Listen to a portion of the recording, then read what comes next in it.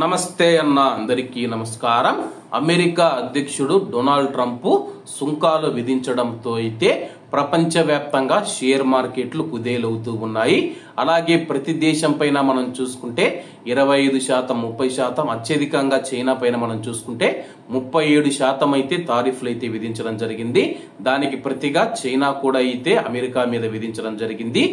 దీంతో మనం చూసుకుంటే వ్యాపార యుద్ధం మొదలవుతుందని చెప్పేసి చాలా మంది ఆర్థిక నిపుణులు అంచనా వేస్తూ ఉన్నారు.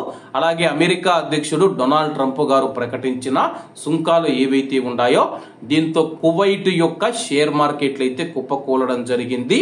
బోర్సా కువైట్ నిన్న ట్రేడింగ్ సెషన్ లో మనం చూసుకుంటే భారీ క్షీణతో ముగిశాయని చెప్పేసి మార్కెట్ క్యాపిటలైజేషన్ లో సుమారు 2.44 బిలియన్ దినార్లను కోల్పోయిందని చెప్పేసి మార్కెట్ వర్గాలు వెల్లడించాయి. అంటే 244 కోట్ల దినార్లు అయితే కోల్పోవడం జరిగింది.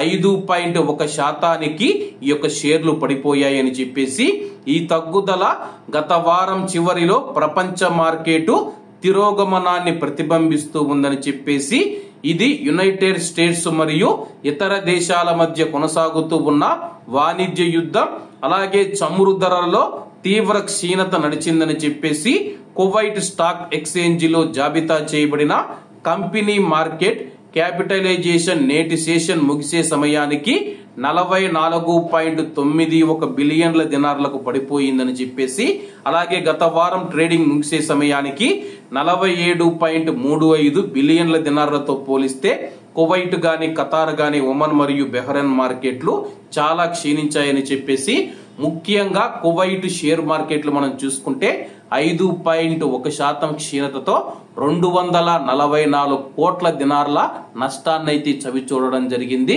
ఇది ఇలాగే కొనసాగితే కానీ కువైట్ షేర్ మార్కెట్లతో పాటు కువైట్ ఆర్థిక వ్యవస్థ కూడా ప్రమాదం ఉందని చెప్పేసి మార్కెట్ నిపుణులు తెలియజేస్తూ ఉన్నారు. కాబట్టి అందరూ బాగుండాలి, అందులో మనం ఉండాలి. అందరికీ నమస్తే అన్న, జై హింద్.